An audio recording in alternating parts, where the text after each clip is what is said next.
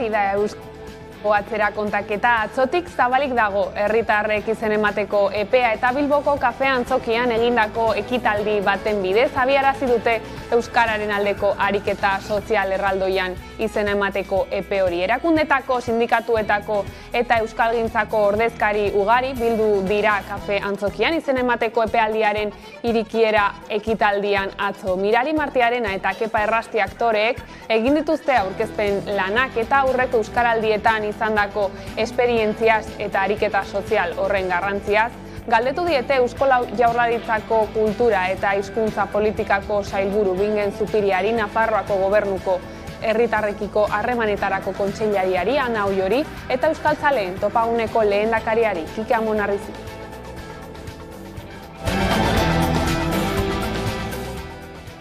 Azaroaren 18tik abenduaren 2 egingo da Euskaraldiaren 3. edizioa eta dagoeneko aho bizi edo belarri prest gisa parte hartu nahi duten herritarrek izen emateko aukera dute ostegun honetatik aurrera. Goiatz Urkijo Euskaraldiko koordinatzailea izan da gurean gonbidatu nagusi gisa, entzun nola aritu den aurtengo edizioaren helburuez. Beak hartzearen ideia horretan, aurreko edizioa aipatu dutez, egoera oso zailan egin genuen, harreman sozialak oso mugatuta, entitate asko itxita, ezin elkartuak, kalean ere ezin ginen egon, eta hori berreskuratu nahi dugu, ez?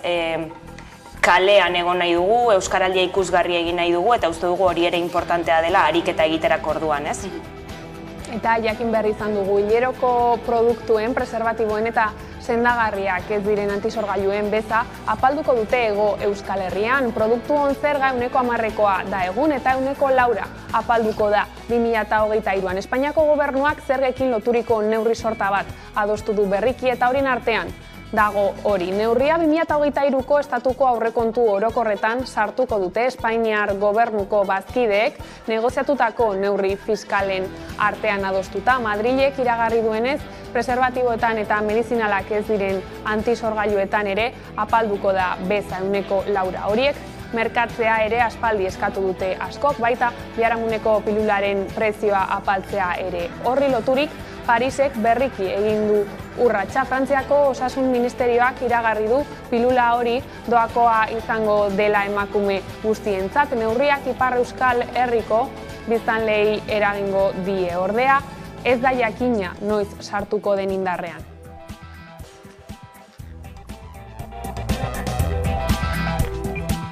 Bestelako lerroburuekin jarraiki, Iñaki Arriola Eusko Jaurlaritzako lurralde plangintza eta garraio sailburuak baieztatu du abiadura handiko trenaren eta Burgosko goi ordokiaren arteko lotuneak ez duela salgaien garraiorik aurreikusten. Hori izan da, baina Lakuako gobernuek gehien erabili duten arrazoietako bat trenaren obra babesteko. Izan ere, bere garaian Inigo Urkullu Jaurlaritzako lehendakariak inozokeritzat jo zuen Burgoserako abiadura handiko trenak salgaien garraioa aurreikusi ez izana. Inigo de la Serna, orduko sustapen ministroak 2017aren amaieran ziurtatu zuen bezala.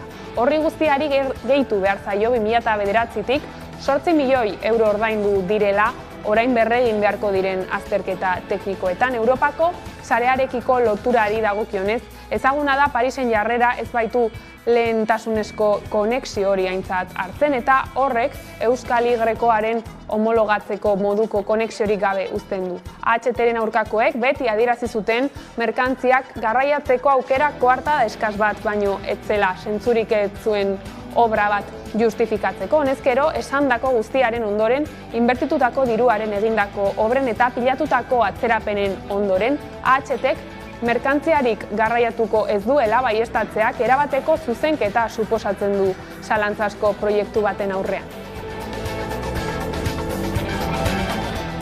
Bestaldetik, greba egun handia izan dute gaurkoa Ipar Euskal Herrian. Frantziar estatuan egin den greba eta mobilizazio deialdiak Euskal Herrian bere isla izan du. CGT, FSU, LAB eta Soliders sindikatuek langile langabetu pentsiodun eta ikasle guztiei zabaldutako deialdian. Mobilizazioei dagokionez, Baionan izan da hitzordu nagusia gaur goizeko 10:00 tren geltokitik abiatuta. Donepaleuko herriko etxearen aurrean ere elkarretaratzea egin da, kasu honetan 11:30 izan da. Sindikatuek Emmanuel Macronen gobernuaren murrizketak eta erretreten erreforma salatzearekin batera, lansarien handitzea, zerbitzu publikoaren azkartzea eta lan denboraren zein pentsio adinaren apaltzea aldarrikatu dituzte. Geldialdiak gainera, hainbat sektoretan izan du eragina. Garraioari dagokionez, sare pribatu eta publikoak bat egin du grebarekin. Eskoletan ere lanuzteetara batu dira eta funtzionarioek ere egin dute greba. Horrek zerbitzu publikoetan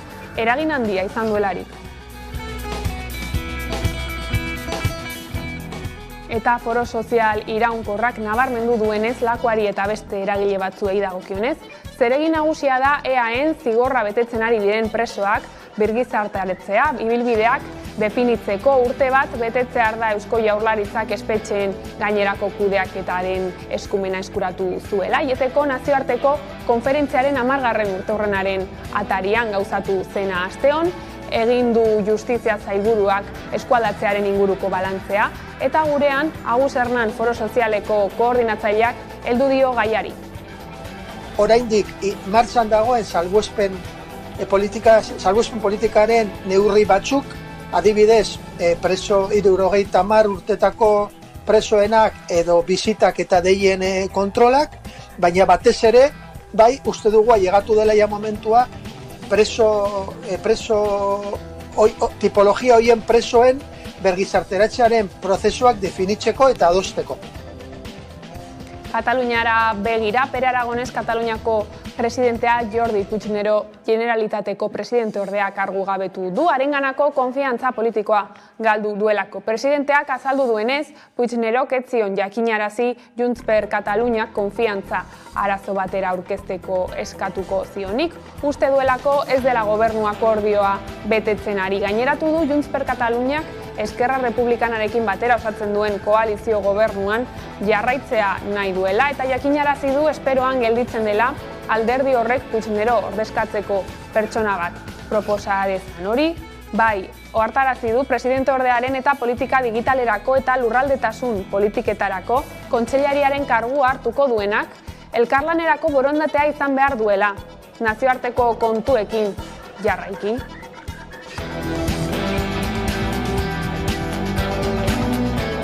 Eta Ukrainian egin dituzte Nazio Batuen erakundeak eta mendebaldeak zilegitasunik ematen ez dizkien galdeketak Errusiak Ukrainan partzialki okupatutako eremuetan eta bozketa horietan Errusiako Federazioarekin bat egitearen alde bozkatu dute nabarmen. Orduan lurralde horiek anexionatzeko pronto da Kremlin 2014an Krimeako penintsularekin egin bezala. Bada galdeketen ari da Errusiari presioa handitzeko eskatu du Ukraina. Kievek arabera Errusiaren inbasioko beste krimen bat dira egindako bozketak. Ordea, Donetsk, Luhansk, Zaporizhia eta Kersoneko lider errusiazaleek anexioak gauzatzeko galdegin diote Putini. Horrekin lotuta AEB-ko ebazpen bat aurkeztekoak dira Nazio Batuen erakundearen segurtasun kontseiluan. Eskatuz kontseiluko kideei ez aitortzeko anexioak. Hala ere Errusiak kide iraunkor den neurrian beto eskubidea du organo horretan. Vladimir Putin Errusiako presidentea bihar da sinatzekoa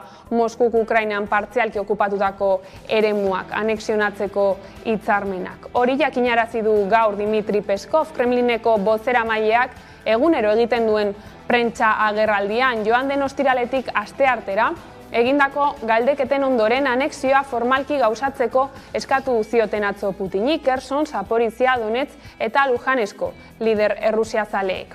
Ordea, AEB-en Errusiako enbasadak eskatu die Estatu Batuarrei herrialdetik berehala alde egiteko eta hara bidaiatzeko asmoa zutenei ez dezatela halakorik egin. Hori jakinarazteko ohar bat plazaratu zuen atzo enbaxadaren webgunean eta gogoratu Kremlinek mobilizazio militar partzial baterako deia egin zuela irailaren 21. Testuaren arabera gerta liteke Errusiak AEB-etako herritartasuna ukatzea, herritartasun bikoitza dutenei, horiei Errusiatik ateratzea, debekatzea eta errekrutatzea. Berdin egin dute Poloniak eta Bulgariak ere.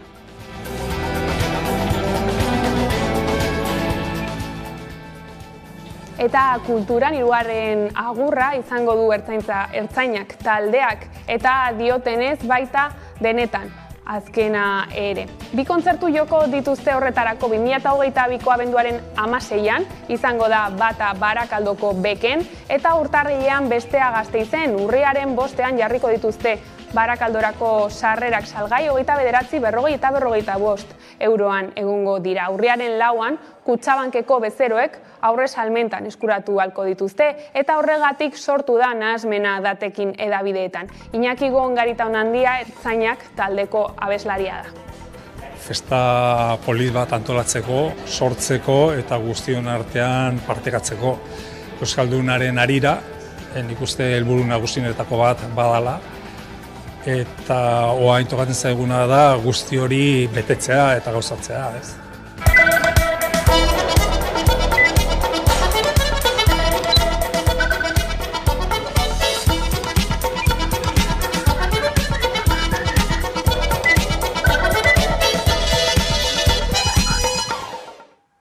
Gabon, osteguneko lerroburuak horrela heldu diezaiogun egunak utzi digun argazkiari. Zabalik dago jadanik aurtengo Euskaraldian herritarrek izen emateko epea, nork bere buruari jotako erronken bidez, lorpen txikien batuketa, erdiestearen garrantzia nabarmendu dute antolatzaileek.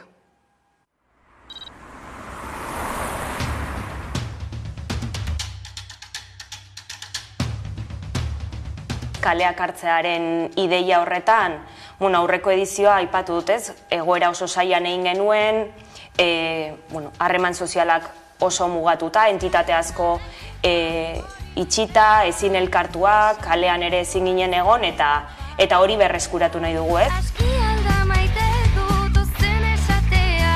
Euskaraz bada zerbait, hitzeko izatea. Euskaraldiaren aurreko ediziotan lortu ditugun lorpen horiek, ez, ikusaraztea jendarteak, Euskaraldia tresna eraginkorra dela, ez, eta hizkuntza ohituretan lagungarria.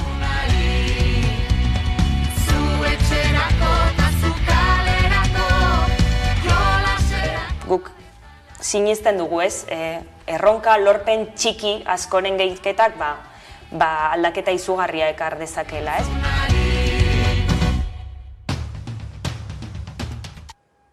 Eta ikusi dugunez, Goiatz Urkijo Euskaraldiko koordinatzailea elkarrizketatu dugu gaur Hamaika Telebistan. Aurtengo Euskaraldia azaroaren 18tik abenduaren 2 ospatuko da hitzez ekiteko garaia lelopean, eta Urkijok nabarmendu du kalea berreskuratu eta Euskaraldia ikusgarri egin nahi dutela.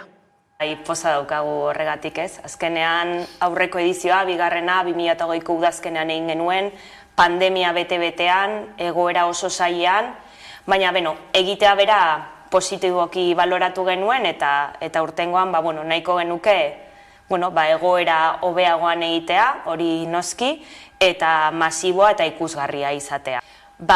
Horretan, adibidez, kaleak hartzearen ideia horretan, aurreko edizioa aipatu dutez, egoera oso zailan egin genuen, harreman sozialak oso mugatuta, entitate asko itxita, ezin elkartuak, kalean ere ezin ginen egon, eta hori berreskuratu nahi dugu, ez?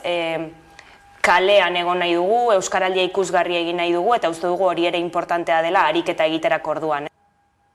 Atzo Bilboko kafe antzokian egin zen ekitaldian, ospakizun giza hartu zuten eta ordezkari desberdinen bilgunea izan zela azpimarratu du. Horrez gain, aurtengo leloari erreferentzia eginez, nabarmendu du hitzaren eta ekintzaren urtea izango dela, korrikaren leloari berari ere erreferentzia eginez. Horrez gain, azpimarratu du jarraituko dutela belarri prest eta ahobizi rolen inguruko pedagogia egiten. Hori da, entitateen izen ematea maiatza erdialdean zabaldu genuen, ari dira entitateak apurka-apurka arigunak sortu Euskaraldian izena ematen, urriaren 31 arte izango dute horretarako aukera, eta atzo zabaldu genuen norbanakon, ahobizita belarri preston izen ematea, Bilboko kafe antzokian, ekitaldi batean, apur bat ospakizun gisa ere hartu genuen atzokoa, eta oso pozgarria izan zen, bertan elkartu ginen, erakunde publikoetako ordezkariak, entitateetako ordezkariak, euskalgintzako ordezkariak, eta noski euskaltzaleak ere. Hori da, eta horretan ere jarri nahi dugu fokoa, ez? Pedagogia sozial horretan jarraitu nahi dugu, jendeak ulertu dezala, zer den ahobizi jokaera, zer den belarri pres jokaera, askotan gaitasunarekin lotzen ditugulako rolak eta portaerekin, lotu beharko genituzke. Azken finean, ahobiziek une oro euskaraz egingo dute, beti ere solaskiak euskara ulertzen duenean, eta aurrekoa ezagutzen ez badute, edo dena delakoa, lehen hitza ere euskaraz egingo dute, eta ulertzen badu, euskarari utziko diote, baita ere elkarrizketa elebidunetan.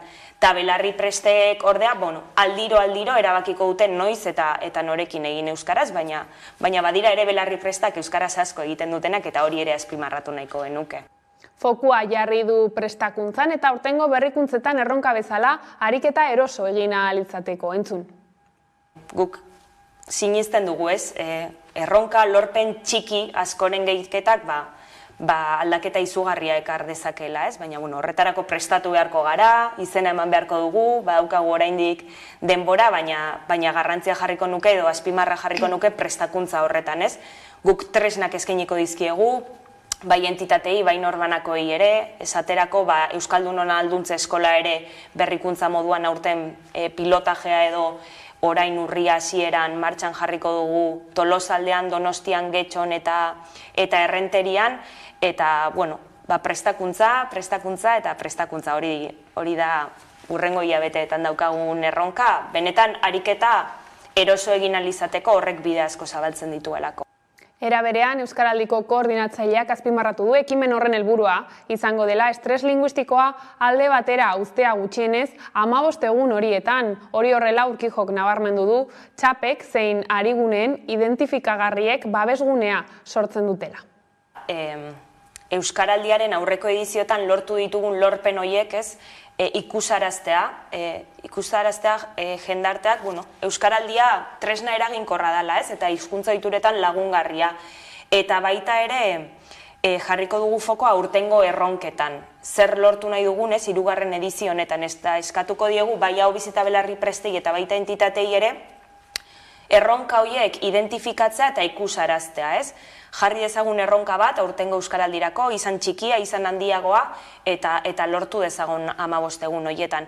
Eta hori da hitzez ekiteko ekitaldi horiekin lortu nahi dugun, edo islatu nahi dugula herri-zerri, Bai entitaten eta baita norbanakoen lorpen horiek ikusaraztea, aurreko ediziotakoak, eta aurrengo edizioko, edo aurtengo edizioko erronka horiek ere ikusarazi eta lortu. Gai aldatuta, gaurkoan eguerdiko solasaldian, Zurine Rodríguez eta Ibon Meñika egon dira gurean, eta Katalunian bizi den egoerari buruz mintzatu dira, entzun. Nik uste atxoa saleratu zala zegoen krisi bat. Hau da, etzen sortu batzu krisia. Nik uste dut biak apurtu nahi dutela, momentu honetan ja apurketa hori gauzatu behar da, nik oso saia ikusten dut, atzo gertatu zenarekin aberse egiten du Juntsek, ze jarriko du beste presidente ordea eta akatatuko ditu RCek egindako mugimenduk, saia ikusten dut, orduan nik uste dut abiatuko direla horrengo orduetan, gainera izango da seguramente tita batean, eta igual hauteskundeak aurreratzen dira, ikusiko dugu, baina atzo gertatu zen nik uste dut danok ikusi, edo genekiena, krisia ez da berria, krisia jadanik sortua dago, independentismo eta autonomismo horren barruan, gero salantza asko usten digu eta galdera asko usten digu, zenka hau da barne gatazka bat, baina ere hitz egiten digu pixkat Kataluniak estatuarekin dakan harremana edo ez harremana ere, eta horren inguruan ere galdera asko. Ni ia esan behar dizuet, pen handiz ikusten dudala Kataluniako egoera, zen gaina hurrengo egunetan urteurrena egingo da erreferendunaz, eta nik justo erreferendunak kontra bizitu izan nuen, izugarrizko itxaropenarekin, esperantza, demokraziako sentsazio handia, eta guain, ez dakita zerrea den edo etzipena da, nola ikusten dudan Kataluniako egoera politikoa, ikusita gainera kalean dagoen klamorra, eta kalean daren prioridadeak eta beldurrak. 5 urte hauetan asko aldatu da, egoera? Bai, ni justo hortik, bukaera horretatik ari tiratuta, enbesteko garapen aukin du, eta baina enbeste gertara emon dira, eta azkeneko egunetan nahiko grafikoak direnak, baina gauza batzuk zakit ez, apurtxo gure burua baitere kokatzeko, nik uste bergoratzea gure burari baitere nogungarra direla, ez? Ze urriaren bateko efemerida beteko da, baina urriaren batetik, bata baino harinago noiteko, ez? Prozesu guztia ze dimentsio historiko hartu zuen herri horretan, nik uste baitere badala, azpimagarria izan daiteken elementu, ez? Eta badirudi, jada hori baitere ahaztuta dagoela, eguneroko igual jukutri horiek baitere apurtxuet difuminatzen dutelako, ez? Baina alduntze prozesua, demokratizazioan zelako sakonketa maila monzan, kalea eta instituzioen arteko noiteko garapena, prozesua berak edan zituen eremu eta ur eta diskurso eta ikuspegi ezberdinetatik konfluentziarako gaitasuna, eta horren maila baten ekarri izan zuen noiteko ez, urriaren bateko emaitza izatea, ez. Urriaren batak baitere bestelako emaitza batzuk baitere irudikatu zizkigun, ez. Noeteko herri baten nahiaren ariketa herrikoia eta bateratua, inoz adiberi guztinarekin, baina aldi berian baitere estatuaren noeteko posizioaren noeteko adierazle garbi bat izan zen, batez ere represioaren bitartez garatu zegoena, ez. Eta horre maila batean, ekarri izan zuen, noeteko ez, karrak bat edo konbultzio une batetara ez. Konbultzio uno kritiko bat zana, baina gero gehiago igual garatu zana urrengoko egunetan, eta atez ere gerora, ez, irakasgai moduan baitere utzia zuten azala, agian urrengo egunetik aurrerako prozesuaren noeteko diseinu eta garapena eta kudeaketan, seguramente aurrikuspen gitxi edo hankamotz geratu izanaren noiteko ondorioak. Eta horrek utzi zuen noiteko pozoa, eta inkluso agintariek edo zuzendaritza lan da zeudenet, seguramente hor ezadostasunen noiteko lehen kimuak azaldu zituzten, jokabian, urrengo gunetatik aurrerako jokabian, eta hor dagoen sekuentzia guztian. Eta nik uste horre baia batean, badago latente esan dezagun, edo badago presente azkeneko urteetan garatu den elementu guztiekaz, ez. Eta maila batean, agian igual, hor zegoen pulsio sozial guzti hori, errepresioen aurkako noiteko jokabi batekin erantzun edo kanalizatu zen, amnistiaren aldeko aldarrikapenak asko sustatu ziren, preso eta ieslerien konturakoan eta bat, baina tentsio sozial hori mantentzeak baitere, denboran zehar oso zaila. Bestalde, azpiegiturei dagokien, ez? Aipatu dugu ere, Eusko Jaurlaritzak onartu du Gasteiz eta Burgos lotuko dituen abiadura handiko linea bidaiarientzat mugatuta egongo dela. Merkantziarik eraman gabe, Udane Arbeo. Eusko Jaurlaritzak onartu du Gasteiz eta Burgos lotuko dituen abiadura handiko linea bidaiarientzat mugatuta egongo dela, merkantziarik eraman gabe. Merkantziak egungo linearen trazadura erabiliz eta beharrezko egokitzapenak eginez egingo direla adierazi du. Kontua da 2017ko abenduaren 28an orduko sustapen ministro Inigo de la Sernak iragarri zuela Gasteiz eta Burgos arteko abiadura handiko linea bidaiarientzako bakarrik izango zela. Eta hurrengo egunean Inigo Urkullu lehendakariak ironiaz esan zuen hori inozokeria bat zela. Eta ziurtatu zuen bere gobernuak ez zuela onartuko, azpimarratuz garraioak mistoa izan beharko lukeela. Madrilek eman dituen urratseko ordea bidaiarientzako zirkulazio bakarra baieztatu dute, eta orain Jaurlaritzak ere ziurtza jo du. Testuinguru horretan EH Bildu galdetu du ea 2017an lehendakariak zergatik zioen inozokeria bat izatea espero zuela. Horren aurrean Iñaki Arriola Garraio sailburuak adierazi du galdera horren erantzuna ez dagokiola bere sailari. Atzera begira jarriz Gasteiz eta Burgos arteko abiadura handiko linearen proiektuak hainbat aldaketa izan ditu urteetan zehar, baina azken aldaketaren ondorioz lehendik egindako eta jakina bere garaian fakturatutako lanak lizitaziora atera behar izan dira. Pankorbo eta Iruña Oka arteko zatia esaterako lizitaziora atera da 13,75 milioi euroko aurrekontuarekin. Aurretik esleitu ziren 9 milioi euroen eta dagoeneko ordaindu diren 8 milioien aurrean. Horrek esan nahi du Espainiako gobernuak ordaindutako 8 milioi horiek alferrik gastatuko zirela. Bestalde gero eta gehiago dira Euskal Idelakoa uharte bat izango dela dioten ebidentziak. Hegoalderantz egunen batean bidaiarientzako linea inauguratzen denean ezingo diren merkantziak igaro. Bien bitartean iparralderantz pertsonek ere ez dute garraiorako aukerarik izango, Parisek mugako batasuna atzeratu duelako.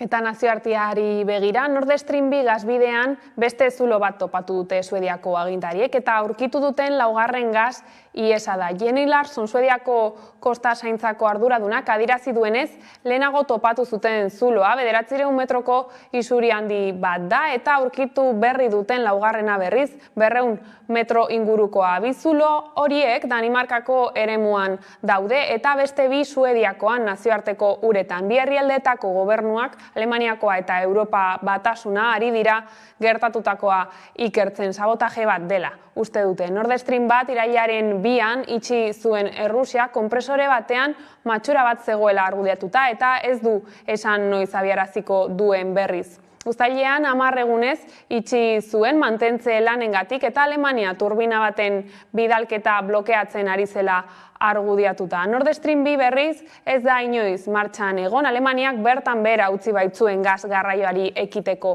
baimenak. Errusiak Ukrainan esku hartu baino aste batzuk lehenago. Hala ere, bi gasbideek gasa behar dute hodietan, arrazoi teknikoengatik, orain izandako isuriak konpontzeko gutxienez hilabete beharko dutela esan dute.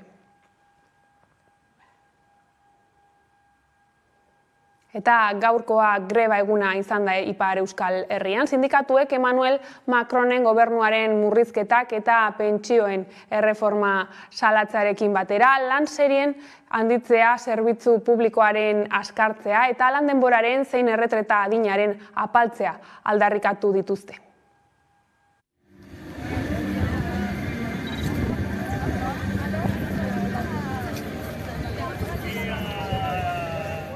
Jendeak prekaritatean eroriko da edo pobrezian, eta nire ustez hitz hori erabili behar da, pobrezian eroriko da jendea. Eta beraz, haserre hori nola lortzen dugu bilakatzen, borrokatzeko zerbait, eta ez haserre izaiteko enpresatik edo etxetik. Baina, arereo, aitortu behar da, gaur egun greba egitea, ez da beti erraz, lantzariak biziki apalak dira, eta denok ezin dugu lan uste bat egin biziki zaila baita lantzari tipiekin. Beraz, tresna berri batzuk asmatu ditugu, eta haserre hori bihurtu behar da zerbait justuki gauzak aldatzeko, eta benetan nire ustez hori pasako da karrikatik, ez da beste tokirik haserre hori plazarazten. Aspaldidanik lan munduaren kontra ari dira bai gobernu hori eta bai aintzinekoak. Beti importantea da karrikarat jaustea. Bai, erretreta ikusiko dugu noiz berriz mainan ezarriko dutera segur da. Eta bai, presioen igoeren araberaz eta internazionalen egoeraz ara ere egoeraz. Bai, beti importantea da karrikan izaitea.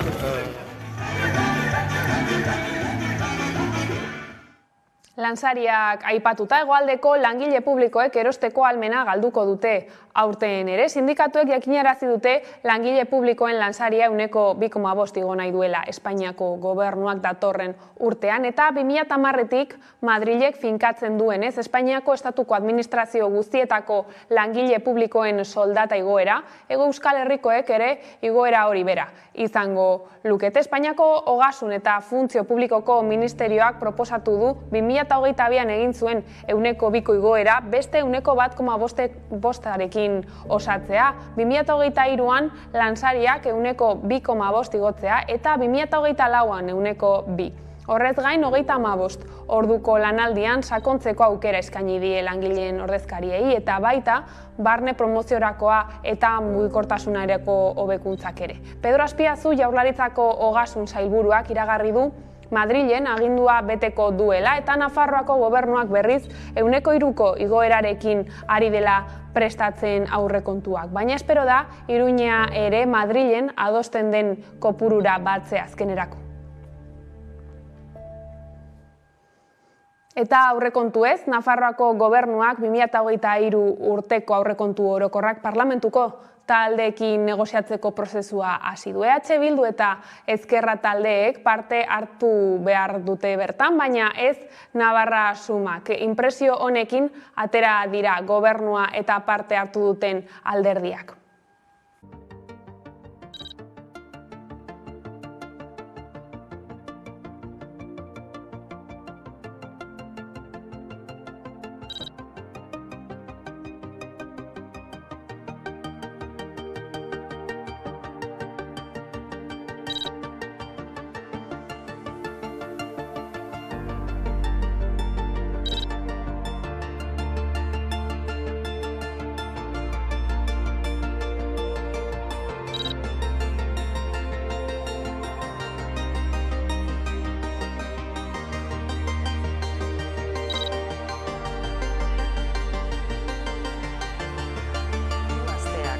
intensoak izango direla aurreikus dezakegu.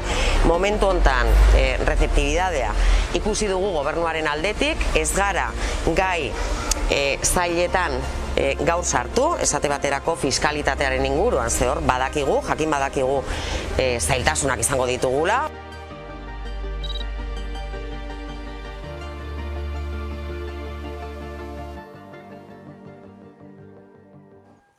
Suhiltzaileak aktualitate ditugu gaur berriro. Nafarroako parlamentuan gobernuari egindako galderek eta zerbitzuarekin kontatu gabe. Nafarroako gobernuak antolatu dituen zuten inguruko solasaldiak aitzakia hartuta. Inigo Balbas Labeko ordezkariarekin egoteko aukera izan dute Nafarroako kideek guzti honetaz eta suhiltzaile zerbitzuaren egoeraz hitz egiteko. Elkarrizketa guztia ikusgai dago 11.eus atarian.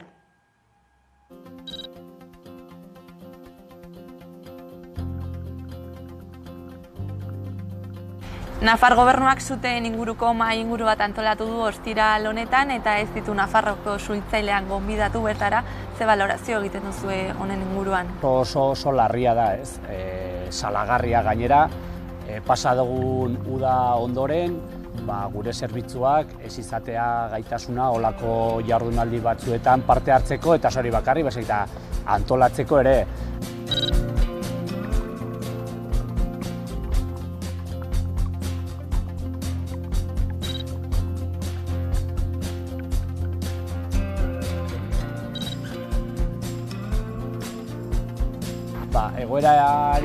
Egoerani aurre egiteko, idei oso simplea. Nafar gobernuak serio hartu behar du zerbitzu hau eta egin beharrakoak egin behar ditu.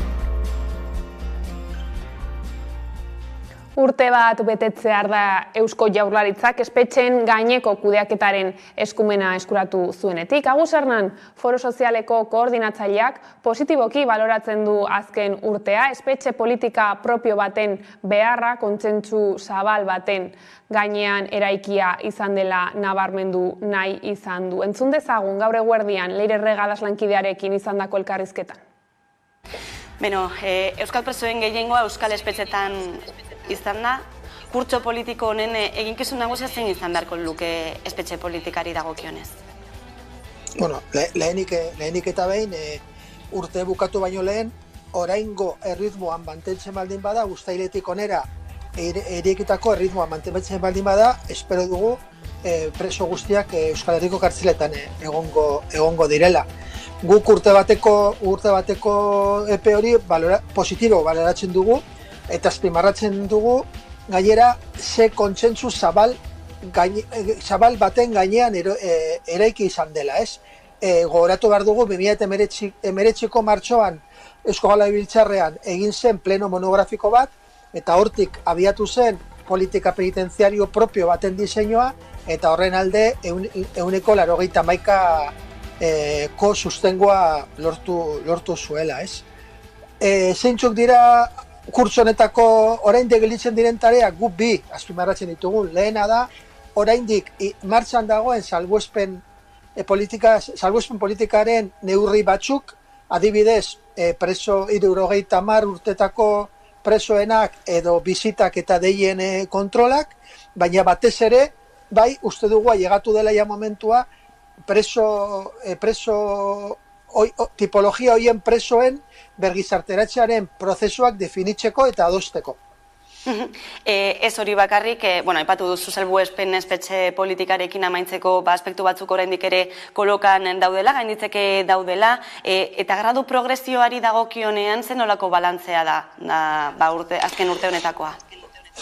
Balantzea gazi gozoa, ikusten badin badugu, Eusko Jaurlaritzan kartzela bakoitzaren tratamendu juntak egindako lanak eta Eusko Jaurlaritzak dagokion, badute batzorde propio bat horretarako dagozkion funtzioneak, balantze positiboa egiten dugu. Ikusten dugu, bai, gradu progresioak, bigarren graduaren premisoak eta hirugarren graduaren progresioak eta hori dagozkion eskubideak ondo argumentatuta daude, ondo azalduta daude, tratamiento zientifiko eta banakakoa ari dira lantzen, eta zentzu horretan positiboa da, baina horren aurrean, aurreko elkarrizketan Amega Telebistan aipatu genuen bezala, Audientzia Nazionala dago, eta Audientzia Nazionalean zenbait juzeak hor daude posizio batean, eta horren atzean lobby osoa, ez? Eta lobby daude zenbait komunikabide, fiskaltzak ere bai, etako biktime elkarte bat, horren inguruan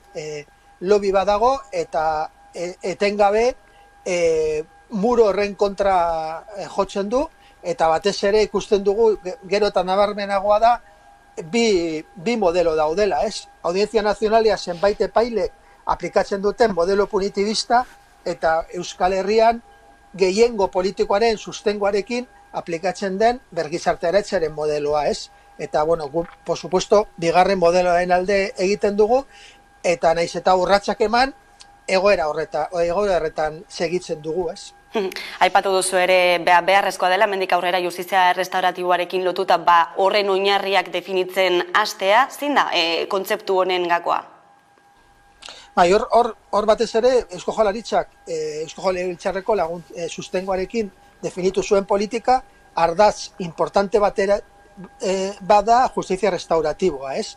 Justo, astelenean, Beatriz Artolazabalek konsejerak anuntziatu du, jada, martxan jartzen ari den politika berri hori, ez? Guk uste dugu, tipologia propio horren inguruan, motivazio politikoko delituengatik kartzelan dauden euskal presoak, justizia restauratibaren aldeko posizione bat egon behar dela, guk osatatu dugu horren inguruan parte bakoitzaren posizione aldekoa dela, baina egia da definitu behar den modeloa eta horren inguruan adostasunak lortu, ez? Eta hori da momentu honetan dagoen gakoa. Izugarrizko aurrerapen bada aldeko jarrera bat egotea, parte ezberdinen artean, eta hori urrats importante bada, baina konkrezio batetara joan behar dela, eta bueno, ikusten dugu baldintza daudela arlo horretan ere urratsak ematea, ez? Emateko, ez?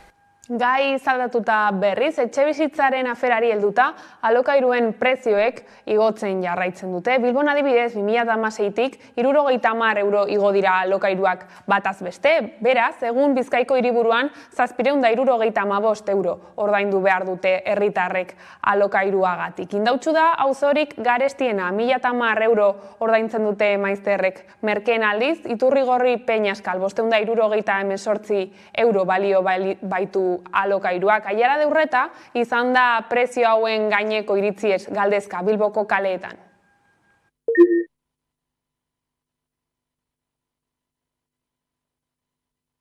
Horrela txartuko ziko da, baina, klaro, etxidukuen ape, eske batzuk egoten ditxera itxena, izerrentatxo hartun, beste gauzatxo batzuk eitxeko, orduen, aberatxak ez teki hori problemi, baina etxetxo bat egin dabenak eurentzako eta beste bat eitzen badabe, epintzen dabe alokatute eta orduen etorteako aizeilerokoa eta zain egoten diz batzuka. Eske hori dana, batzuntzako bai, beste batzuka, hori da, bai.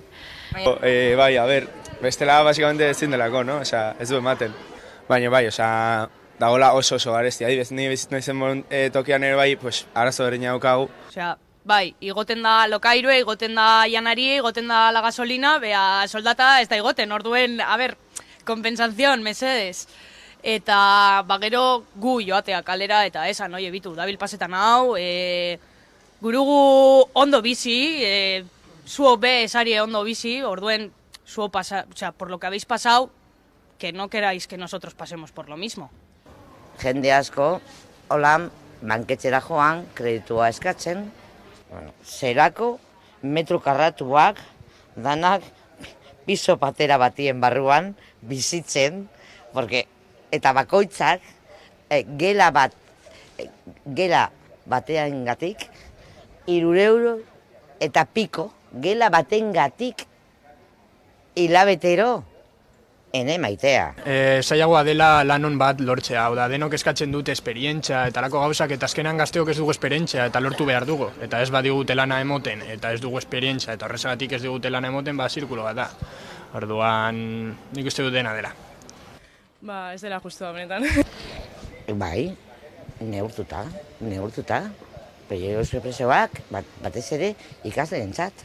Ez que alukarioa izango da segun etxieselakoa dan bebai, porque dauz etxe batzuk ez dekena, eta beste batzuk ostera 10 metro asko, eta jente besartzen da gehitxua, eta Hori bai, neurri bat epini dabe, hori bai, porque gora eta gero zen bidabe, kalera jomiko dabe, eske ezin dabenak, gitxira bazten dabenak.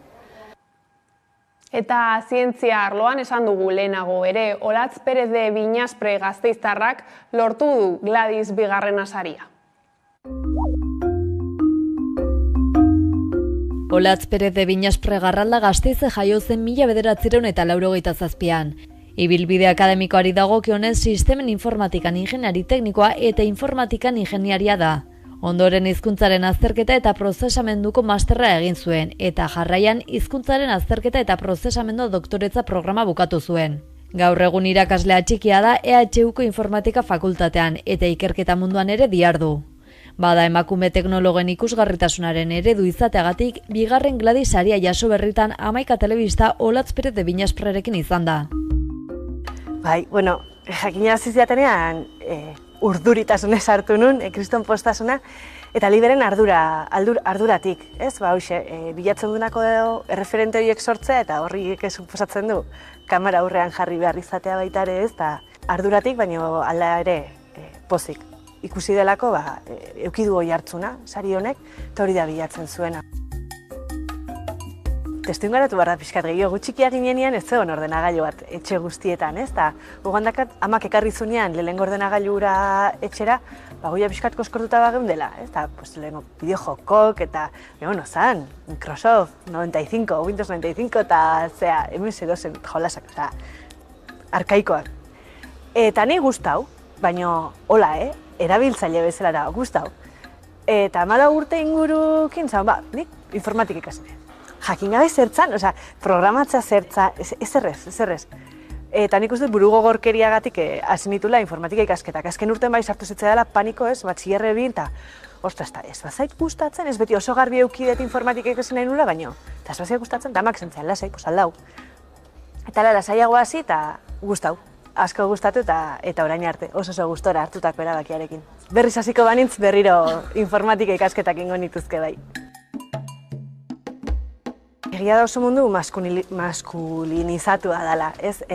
Klasean ere ikasten genunean, nerekin bateraziko ginen klaseen 3 bat neska, bukatu gurekintakok 2. Ni ondo eroso sentitu naiz, ez naiz inoiz joko eskampo sentitu. Nik uste referenteak behar diela, baina referente ez bakarrik emakumezkoak, pertsona normalenak, ez? Estereotipoiek apurtu behar dira. Informatikarion lana ez da mundutik aislatuta egiten zuen lan bat. Taldean lan egiten da bereziki, eta beti aiza ez, zure realidadea ezagutu behar dezu, ingurua ezagutu behar dezu, eta hori oso importantea da. Orduan nik uste apurtu behar ditugula ditugun estereotipoiek erreferente berriak sortzen. Emakumeak bai noski beharrezko dira, porque gehienak gizonezko bezala erakusten dizkigute, baina hoxe, humanizatu behar dira gehiago informatikariak.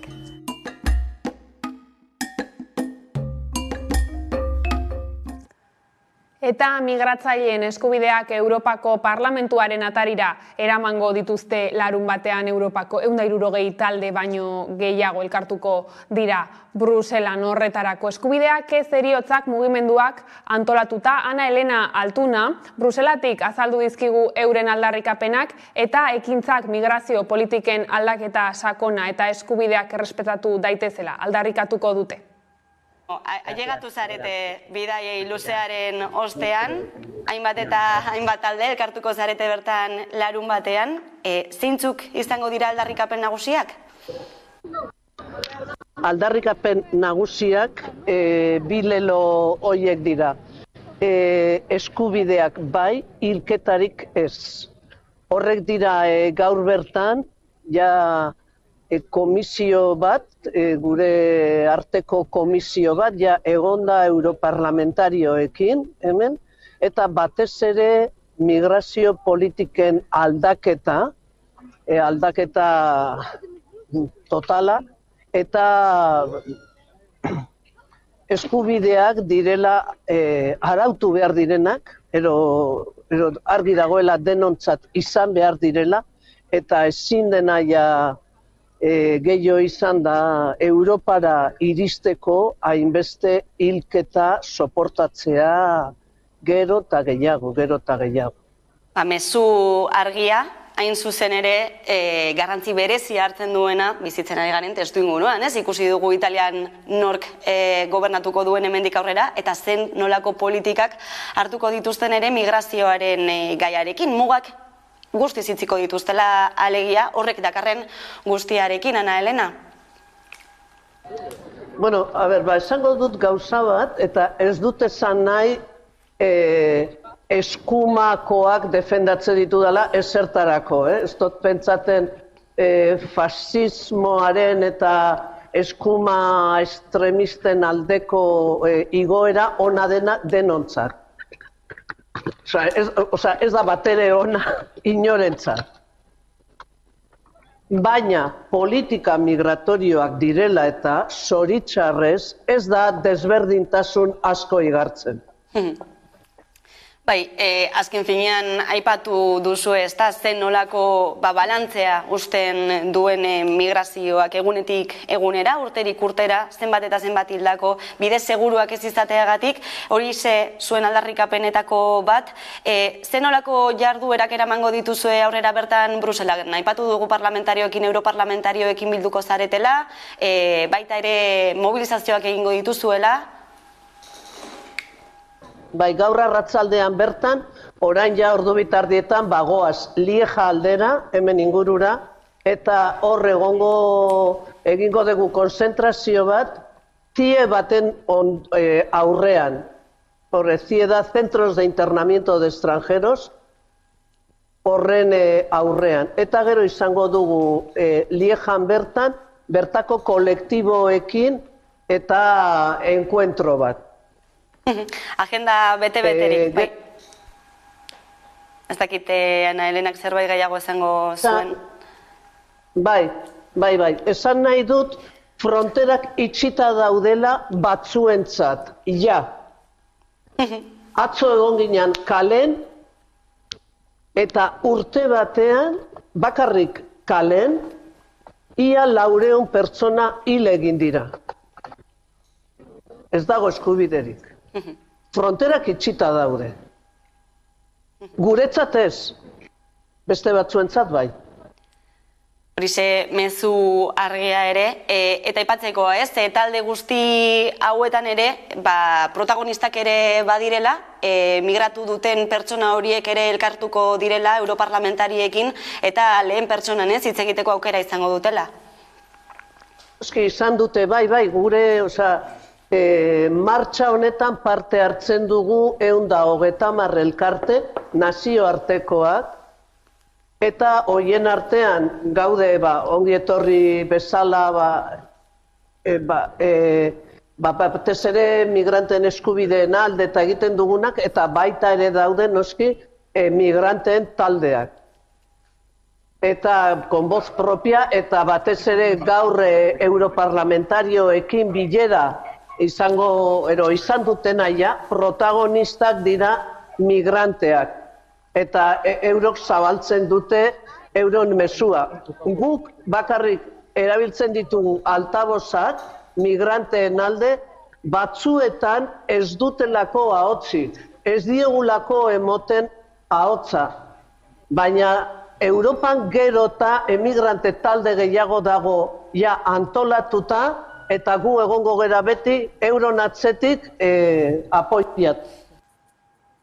Gai zaldatuta berriz, Gasteizen LGTBI fobiaren aurkako behatokiaren egoitza inauguratu dute asteotan.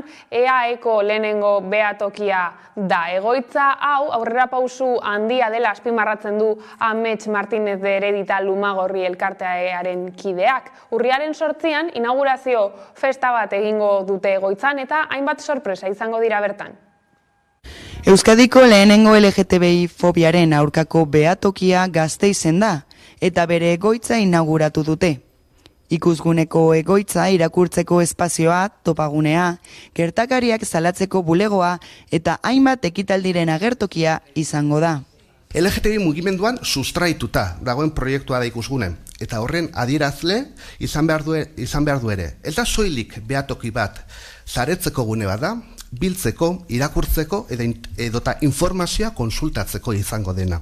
3 urte pasatu dira ikusgunek eta Gasteizko udaletxeak hitzarmena sinatu zutenetik. Harrezkero, hainbat ekimen martxan jarri dituzte. Hala nola, hauteskundetarako LGTBI gida, ligatzeko segurtasun gida, edota gertakizuna salatzeko telefonoaren edapena. Gertaerak salatzerako momentuan LGTBI kolektiboak ere bai, geroz eta barneratua dago salaketa horren beharra, eta herritar askok konpromiso zehatzak hartzen ari dituzte eta agerikoa da azkenengo hilabeteetan, batez ere hezkuntzaren munduan eman diren aurrera pausoak. Urriaren 8an larunbata egoitzaren kanpoaldean Pintorkalea 47an inaugurazio festa antolatuko dute. Kontzertuak, drag queen ikuskizunak eta hainbat sorpresa iragarri dituzte. Ordea, sexuaren arabera banatzen dituzten 3 ikastetxeen hitzarmen ekonomikoa, bertan bera gera daitekela ohartarazi du Nafarroako Hezkuntza Kontseilariak. Bada gauzak horrela, Iruñako jendeak gaiaren inguruan duen iritzia ezagutzera atera da Iruñako erredakzioko lantaldea. Ni ustez ez lirateke existitu beharko eta batez ere diru publikoarekin, zeren, ez da onuragarria, ez aur guztientzat nik uste dut aniztasuna bai genero aldetik, zein beste gauzen aldetik oso onuragarria dela, beharrezkoa eta lege aldetik ez lirateke existitu beharko eta ez batez ere diru publikoarekin ez finantziatu. Un atraso. Me parece que los chicos, las chicas tienen que estar juntos, se tienen que relacionar, tienen que aprender a relacionarse. Después, sin embargo, si no se hace así, pues sigue habiendo una diferencia de sexo y parece que las chicas o los chicos no. Tienen que ser iguales y tienen que jugar a lo mismo y no sé, yo ahí creo que están equivocados. Nafarro gobernuaren aldetik uste dut ez zuela subentziorik eman behar. Eta iruditzen zait atzera pauso bat dela, elkar bizitzan, eta gizon, emakume eta beste genero batzuen inguruko harremanetan, uste dute atzera pauso bat dela eta Nafarro gobernua eskua sartu hartzuela hor. Yo pienso que no sería apropiado, tendrían que estar relacionados los ambos sexos.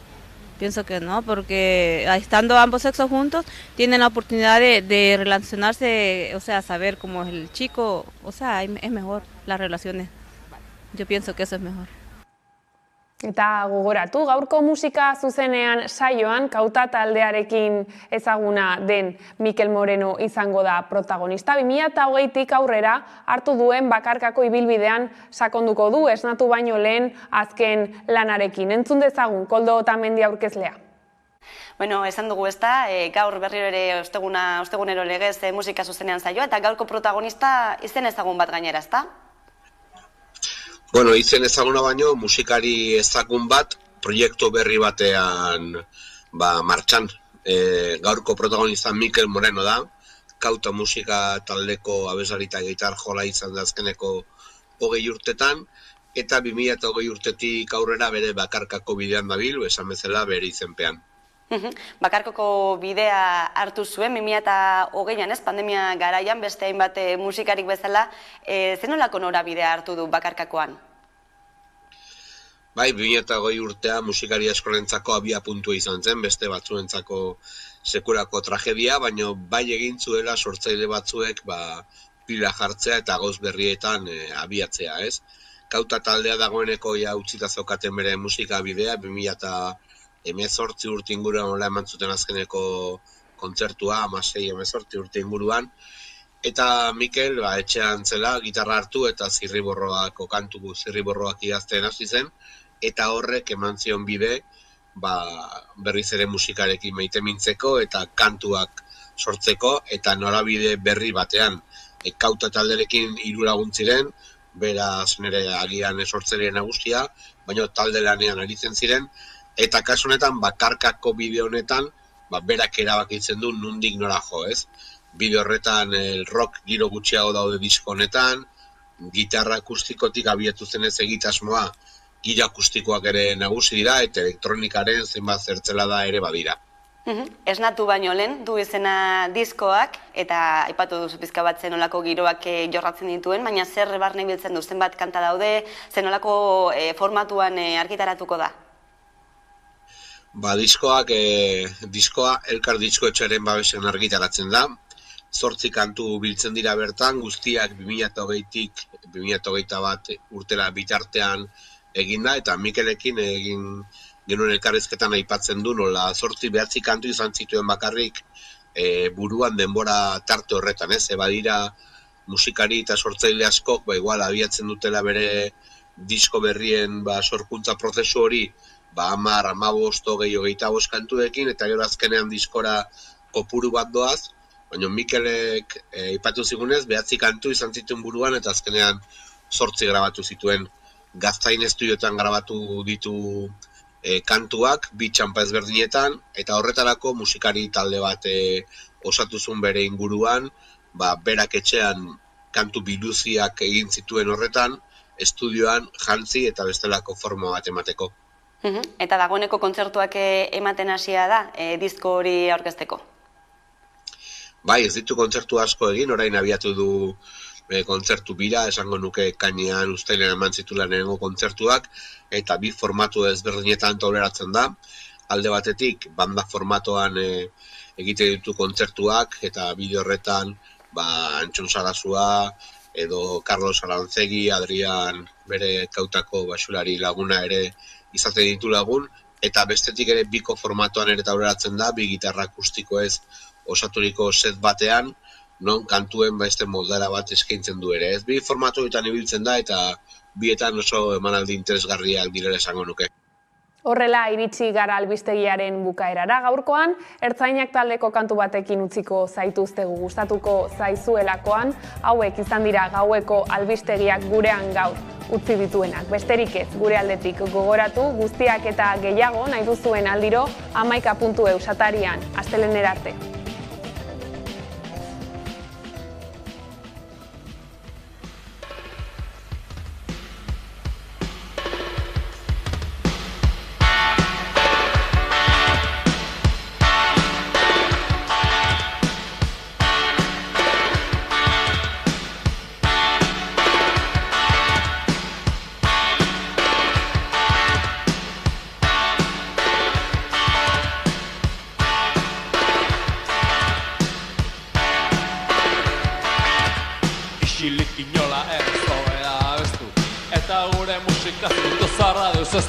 Gitarra, bateria, eta sasoa prestu, hau maite ez duena, bizitzerik ez du.